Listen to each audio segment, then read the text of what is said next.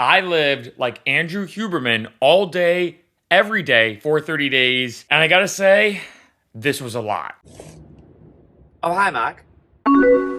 What's up, Freccero fam? Welcome back to my channel where I like to experience everything that life has to offer. Andrew Huberman has been getting a lot of attention via his podcast, his science, and his research, and for a good reason. He's posted a tremendous amount of information online via podcasts, articles, and more that's at no cost to the public, making science and longevity and overall health and wellness very easily and accessible to everyone. And after following him for a while, I've personally identified roughly about 15 pillars of the Huberman lifestyle. And in this video, I'm going to talk about what it was like to live like Andrew Huberman when it comes to these 15 pillars of the Huberman lifestyle. Now, in terms of these 15 pillars, I'm going to mention them very quickly. The pillars are dopamine detox, temperature therapy, affirmations and journaling, morning sunlight, working out, alcohol, nutrition, hydration, being social, meditation / NSDR, mental grit, evening sunlight, caffeine intake, and supplementation.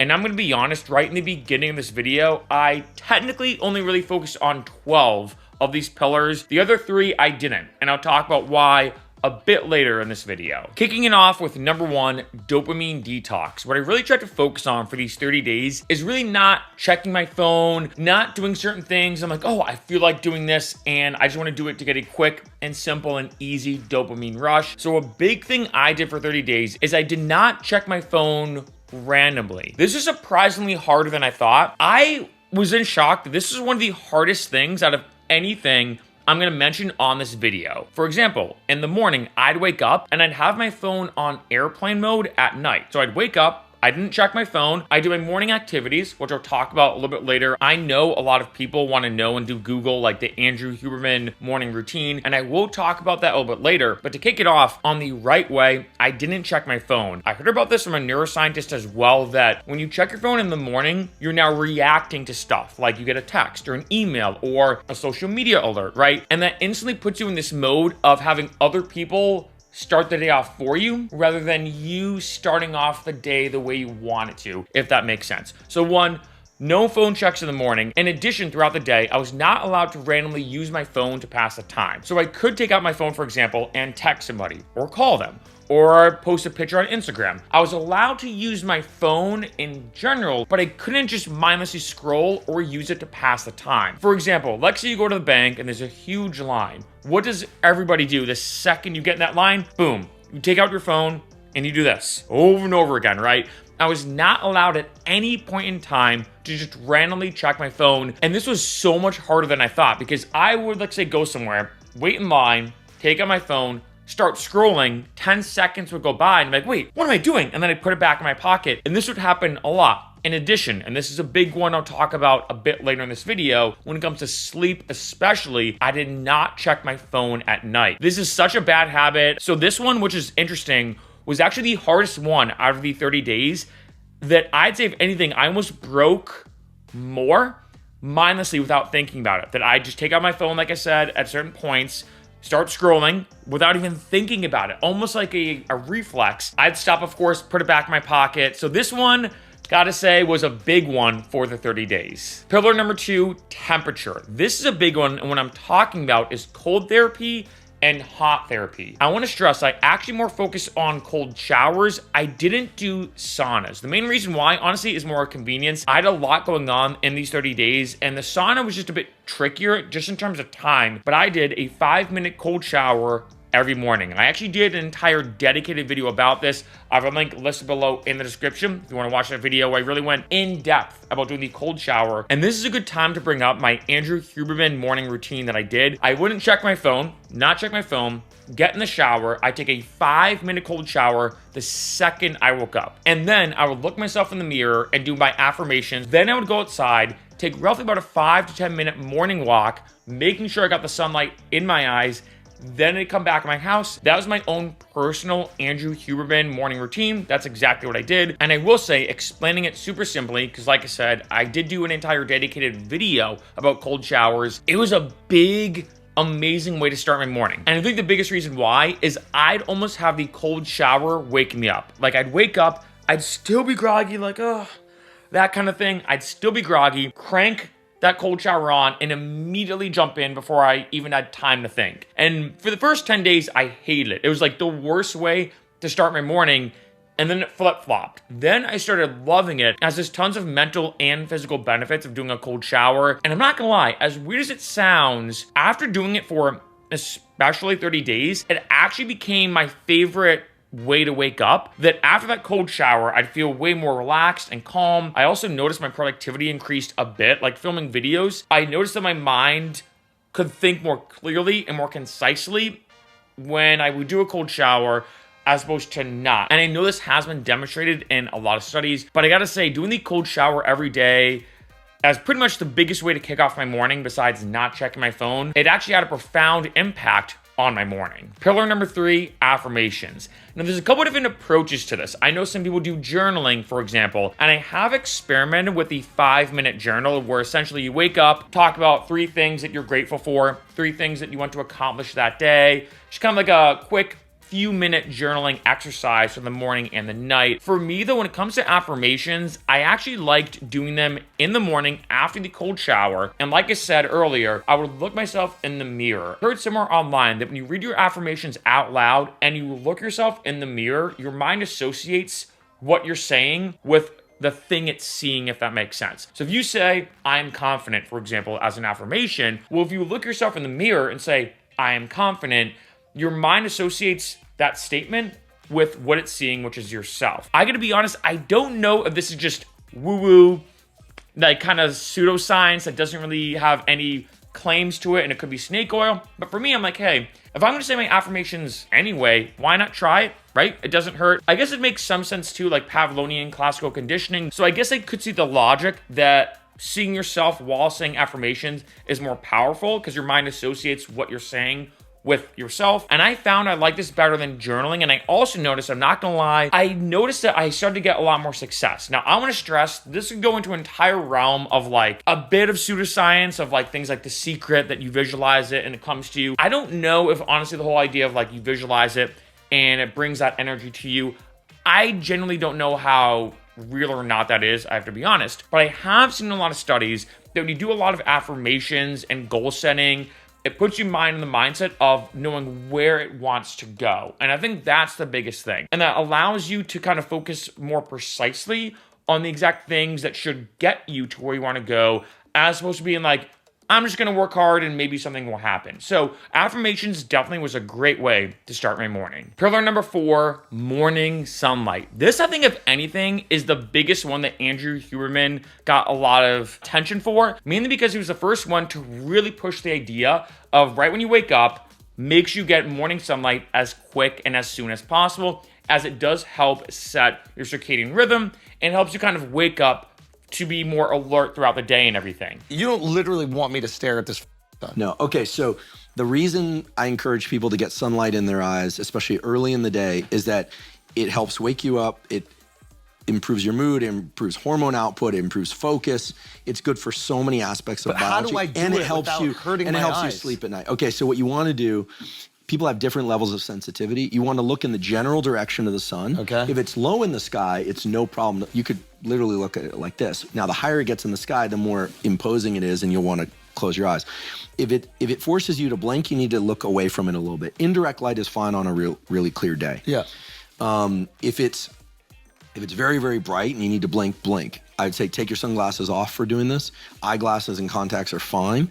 And after, 2-3 minutes, you're good. Mm-hmm. And if you're walking to work in the morning, it's a nice sunny morning, but the sun, is New York, so a lot of the sun's blocked by these big buildings, you just get the indirect sunlight. And that's okay too? That's okay. I gotta say, this had a shockingly profound effect on me. I'm not gonna lie, not that I didn't believe him. I knew that it was good for you. I'm like, okay, a big thing in the morning is get some morning exercise and sunlight. So I try to combine both, right? After not checking my phone and doing that cold shower and affirmations, I go for a 5 to 10 minute morning walk. So I was getting some exercise and I would purposely look at the sun, not just like this, but I tried to glance at the sun here and there just to get the sunlight in my eyes. I'd say the first week, I didn't really notice too much. I'd say the first week, maybe 5 to 7 days, I was like, this is kind of boring. So for the first 5 to 7 days, I'm not gonna lie, I was more just annoyed. I'm like, I have to go outside and look at the sun and go for a walk. Okay, fine. And then I noticed that after about a week, which is interesting, I could go on less sleep. Because studies have shown it helps set your circadian rhythm better, I typically would not get any morning sunlight in the morning. So I felt like I slept longer, maybe because my body's like, okay, we don't know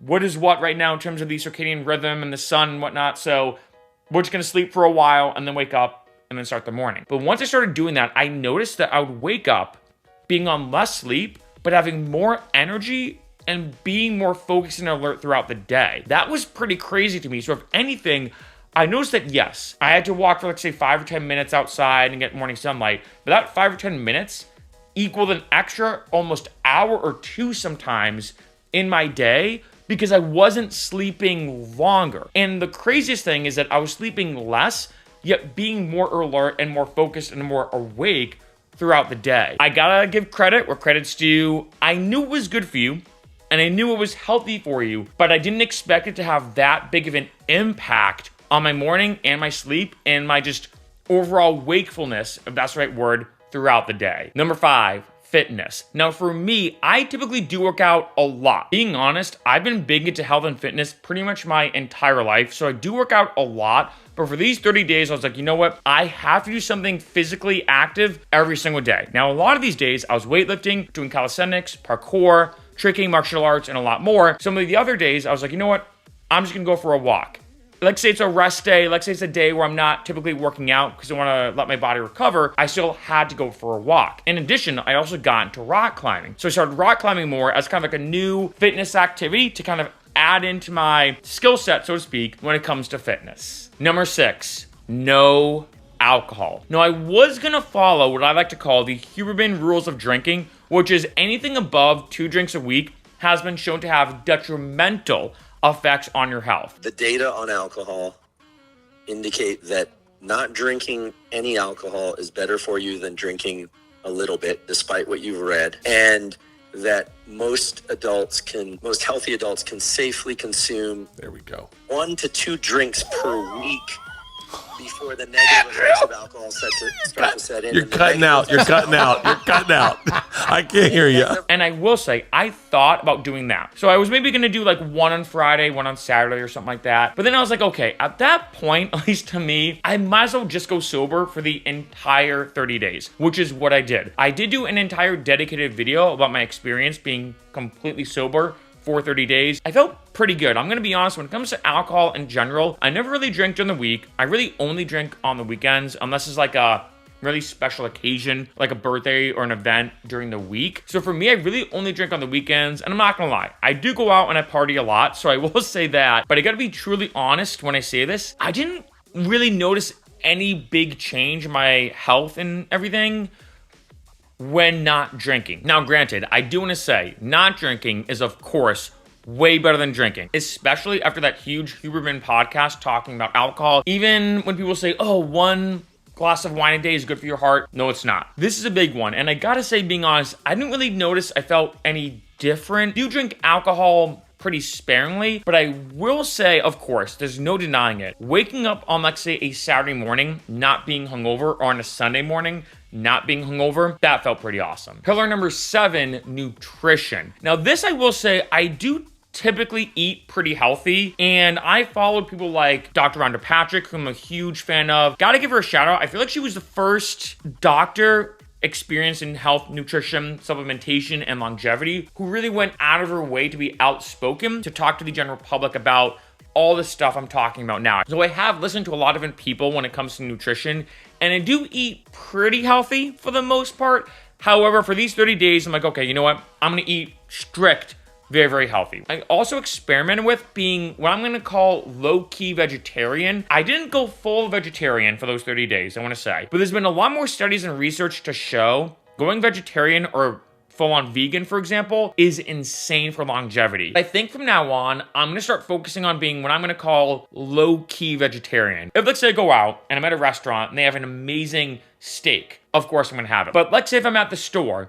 and I'm gonna buy groceries, I'm probably not going to buy meat ever again. Or if I do, it's going to be more for a special occasion. So it's not that I'm not eating meat, but I think I'm going to now focus more on a non-meat diet, or more maybe pescatarian, being more specific diet, where I do eat fish. And I got to be honest, I haven't really noticed any difference yet. But maybe over time, like say if I do go full vegetarian for 30 days as another experiment, I can definitely see it having, based off the research, a huge impact. Number 8, hydration. This is a massive one. I wonder if any of my dedicated subscribers remember this from years ago. In 2015, I did an experiment where I drank a gallon of water a day for 40 days. This is my first video, I think, to break over 100,000 views. That changed my life. I did not expect that to have a massive impact. And the crazy thing is, you're just drinking more water. And especially if you have access to clean running water, this is super easy to do. And it had a profound impact on my mood, my workouts, my happiness, pretty much every metric of mood, physical, mental health, physical health,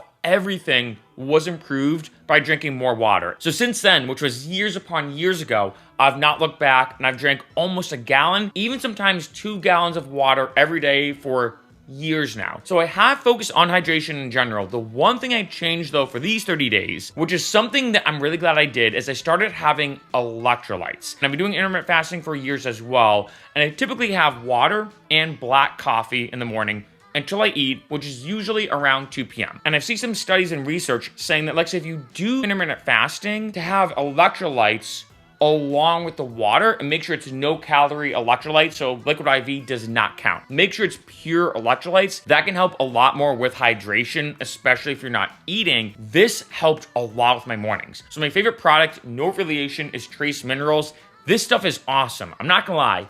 It tastes horrible. It tastes like super bitter sour, so I gotta say that. But there's no calories, no sugar, no nothing, just pure electrolytes. So I do suggest, I typically have like a half-gallon jug. I put, like, say, 1 teaspoon in, shake it up, and then that's pretty much good for a jug. That's 1 serving. I have tried this stuff straight, almost like a shot, and it burned. So I will say it's highly concentrated electrolytes, but this is great. Like, say if you have a cup of water, put a couple drops in a cup of water, you're good to go there. And this is a big one when it comes to being hydrated. I also noticed that I felt more alert when having electrolytes with my water, as opposed to just water and the black coffee like I typically have. So in a sense, for these 30 days, I tried being more hydrated, not just by drinking water, which I do anyway, but also having electrolytes. Number 9, being social. So I'm naturally very outgoing. However, I will say that most of my day is spent behind my computer or behind my phone, which is what I use to film all my videos. So I will say it's almost like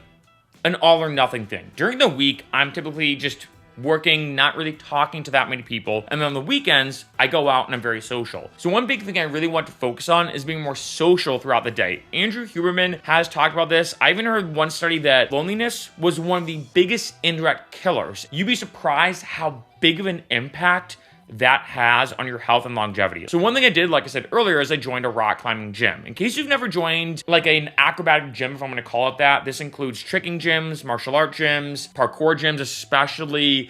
These kind of gyms I find are a lot more social. I find for most gyms, like typical gyms, you walk in, most people have their headphones on, you work out, you don't really talk to anybody besides, hey, how many sets you have left? You work out, you get out. You don't really talk to anybody. And a lot of these gyms that are focused on an activity like rock climbing, tricking, martial arts, parkour, etc., they're way more social. So for me, going to, like, say, the rock climbing gym, it was rare for me to not talk to somebody. Rather than when I go to a typical gym, it was rare for me to talk to somebody. And I did like this socialness. I'd like to say when I would go out and, like, say, go to the rock climbing gym, not only was I getting in a great workout, but I was also being more social during the day, when typically I'd go, do my workout, come back, and be kind of by myself in a sense for most of the day. There are, of course, a bunch of different ways to achieve this, whether it's a book club, a chess club, a running club, pretty much anything that you can find. I gotta say that being more social, just in general, you can do that every single day, is just absolutely massive. Pillar number 10, meditation. Now, I gotta be honest, I have tried doing things like meditation every day for 30 days, NSDR for 30 days, didn't like it. I know Andrew Huberman did release that NSDR YouTube video. It didn't really do anything for me. I just gotta be honest. However, one thing that did is I did Wim Hof breathing every day for 30 days. That's another video I did. For some of these pillars, I've done dedicated videos about them specifically just because of how much of an impact it made on me, and I really want to go in depth depth on those videos. But to sum it up, Wim Hof breathing is a breathing technique. It takes about 10 or 11 minutes. You do 3 rounds of it. I followed along with the Wim Hof breathing video that he posted. So that was what I used, and it's 3 rounds of this breathing exercise. Like I said, it's about 10 or 15 minutes, but I found this allowed me to achieve and do a meditative like activity every day for 30 days, and I loved it. I like the fact that with Wim Hof breathing, I felt like it was more active than passive, right? And for some people, maybe if you're like me, I find that with meditation, it's just boring. I don't know, maybe I haven't done it enough, I don't know. I like with the Wim Hof breathing, it felt like more of an active form of meditation, that you're really focusing on your breath. I actually treated Wim Hof breathing kind of like a workout, because the Wim Hof breathing technique really has 3 different stages.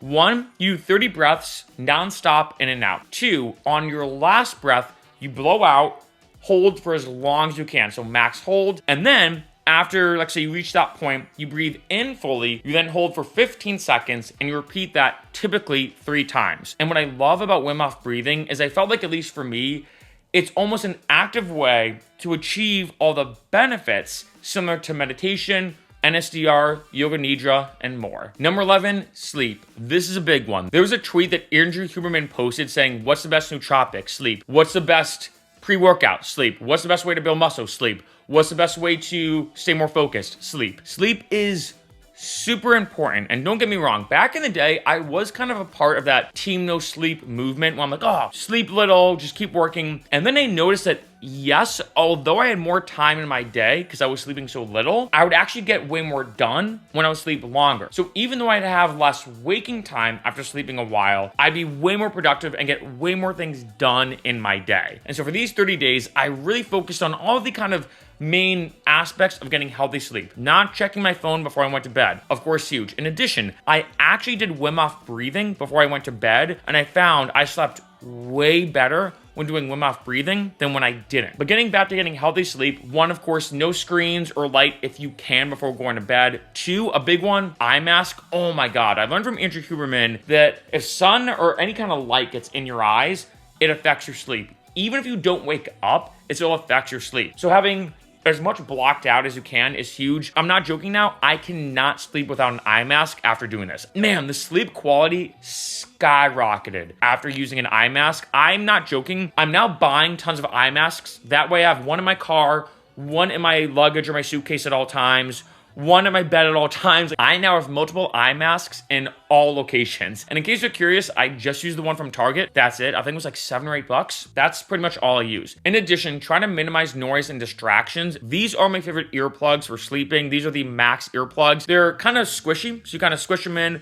put them in your ear, and that's it. You can get like 50 of them for, I think, $10. And of course, gotta mention the sunlight in your eyes in the morning. It's pretty crazy that just getting that sun in your eyes in the morning to kind of kick off your day creates almost like a chain effect that at night you get tired a lot quicker and easier, fall asleep easier, and sleep way better. That sunlight in the morning, crazy chain effect to getting even better sleep. Pillar number 12, mental toughness and grit, or I'm gonna call it the Goggins approach. This was literally the most perfect timing ever for me to do this experiment because Andrew Huberman released that podcast of him and Goggins on January 1st, 2024. And I did this entire experiment in the month of January of 2024. So it's pretty crazy that the first day of me doing all these Andrew Huberman things for 30 days, he released that podcast. Excellent, excellent timing, especially because I also read the book Can't Hurt Me by David Goggins. For this specific pillar, for the 30 days, what I really tried to focus on is just pushing myself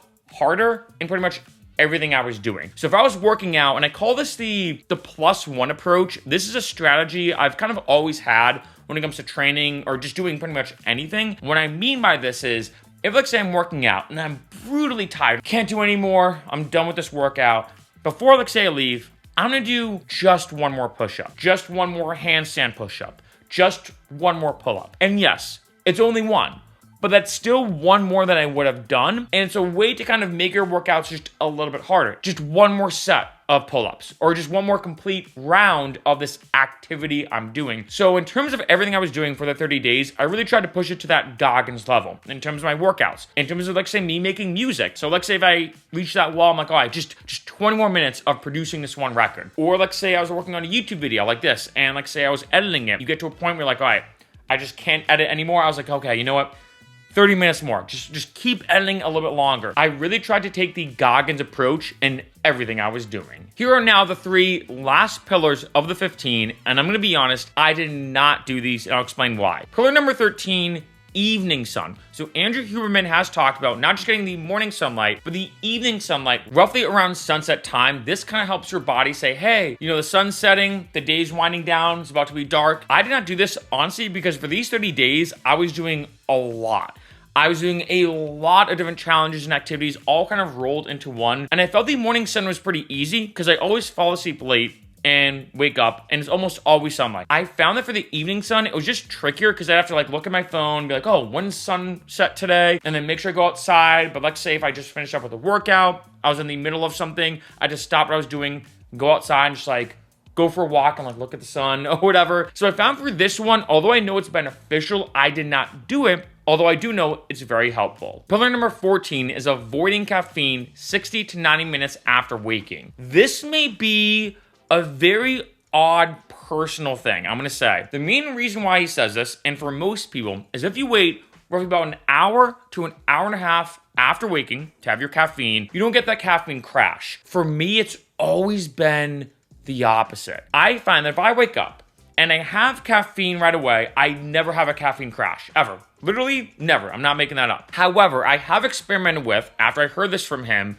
being like, okay, I'm gonna wait an hour, hour and a half after waking, or 90 minutes after waking to have caffeine. When I did do that, I did get a caffeine crash. And again, this could be purely personal, but this is a reason why I find for me, I pretty much have to have the caffeine or my coffee right when I wake up, or let's say after doing my cold shower, morning walk, or whatever. The longer that I wait to have my coffee after waking, the more likely I am to have a caffeine crash. And usually the more intense it is, as opposed to, let's say, if I just have coffee right when I wake up, no crash whatsoever. And last, but definitely not least, pillar number 15, supplementation. This has been talked about in a ton of different Andrew Huberman podcasts, talking about a bajillion supplements, whether they're a common one like vitamin D or a unique one like NMN, for example, that's been getting a lot of attention. The main reason why I did not want to include this pillar on this experiment is mainly because I take supplements every day anyway. So I wouldn't really have to change that much. Like each one of these, I made sure to change my lifestyle in some way, shape, or form, or tweak it in order to fit the Huberman lifestyle. For supplements,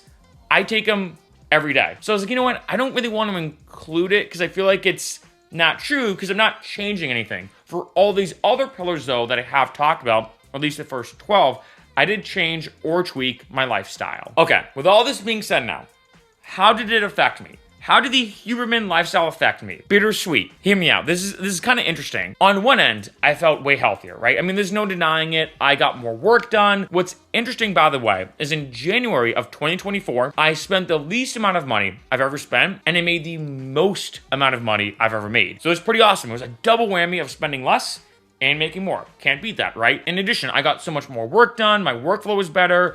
I felt way healthier. All these kind of things combined kind of created a compounding effect of just having way better mental and physical health. So I cannot deny that. It is crazy how much better I felt. That's probably not surprising though. On the other end, I'm always transparent on all my videos about the pros and the cons of anything. I think because I went from almost 0 to 60 overnight, going from living like I live normally to doing all these Huberman things and changing my lifestyle to do the Huberman lifestyle, so to speak, I found it was a bit overwhelming. I found I was a bit, I don't want to use the word stressed, but I felt like I was trying to do so much at once and juggle all this at once. A bit more of this feeling of being overwhelmed, like I couldn't wait for this experiment to end. Gotta be honest. And I remember as an example, kind of similar, that Dr. Matthew Walker talked about this in his book, Why Do We Sleep? He said that at a certain point, some people actually get worse sleep when studying sleep research because they become so obsessed with getting good sleep and optimizing the temperature and wearing an eye mask and not checking the light that they almost become so stressed to try to get good sleep. It makes their sleep worse in the complete definition of irony. Likewise, I will say I felt a little bit stressed during this experiment, just making sure I was doing all of this, right? Now, granted, now I do feel a lot better, of course, and I will talk about in the next section what I am keeping and what I'm not keeping. I will talk about that in a second. But one thing I will say, if you are listening to this entire video and being like, some of this sounds really interesting, maybe I should do it as well, I'd say pick a few, stick with it, see how it affects you, and then maybe add another few, then add another few. There's a lot of different things I was trying to juggle all at once, which I think caused a bit of like a low-key stress feeling for these 30 days, just because any single time I do a challenge, I go all out. And Andrew Huberman has talked about this, where he's like, look, if you're trying to be a lot healthier and everything, if you're looking at this and trying to do all this kind of stuff all at once, it can cause almost the opposite effect in terms of being more stressed or more just whatever throughout the day. So I do suggest, if you are planning on doing this, pick a few of these that seem interesting to you and do them, and then work your way up. With all that being said, with all this different stuff I did with me living the Huberman lifestyle for a complete 30 days, which parts of these pillars am I going to keep? I'm going to keep most of these and keep doing them, but maybe with a little bit of a tweak. Like for this experiment, I wanted to be strict about how I did this. Now though, I'm like, okay, let me add my own spin on it. For example, I'm going to continue drinking. I just came back from Mardi Gras, for example, and of course I drank during Mardi Gras. In addition, take the cold showers, for example. I'm definitely going to keep doing the cold showers, but as opposed to 5 minutes, I'm now going to do more 30 seconds. I find the initial shock is my favorite part. Or it's bittersweet. I love it and I hate it at the same time. So I find I'm only gonna do like a 30-second to maybe a minute cold shower as opposed to a 5-minute cold shower in the morning. In addition, take the morning walks. I found that the best benefit of the morning walk wasn't actually the walking or exercise, but just the sun. Meaning, let's say if I go outside, I stand, I casually kind of look at the sun. Obviously don't stare into it, right? But I casually kind of look at the sun here and there, and then I come back inside. I find that is the best part of the morning walk. I'm gonna continue eating healthy, right? Like I said, I might be now a semi-permanent, low-key vegetarian, is what I'm gonna call myself. Like, I'm still gonna get In-N-Out once in a while. I love In-N-Out. And I'm still gonna eat meat and stuff like that, but I'm not gonna go out of my way to have it like I used to. I'm still gonna apply that Goggins attitude to everything I do in terms of working out, making music, filming videos, pretty much anything I'm doing. I'm also still gonna have electrolytes with my water. That's a game changer, gotta say. And then when it comes to Wim Hof breathing, which is my meditative practice, I'm gonna do it once in a while. I have noticed, which is interesting, probably not surprising, I sleep way better when I do Wim Hof breathing than when I don't. And so in general, I gotta say that this entire experiment was a bit overwhelming, like I mentioned, doing all this kind of stuff at once, right? Going from my normal lifestyle, like I said, to adding in these 12 pillars and these 12 additions and tweaks to my lifestyle. This is probably not surprising at all. I felt amazing during these 30 days, both physically and mentally. And in addition to that, got way more done, had way harder workouts, made more money, and a lot more. And I gotta say, now that I've experienced what it's like to live like Andrew Huberman, I can kind of pick and choose all the best things to use for the rest of my life.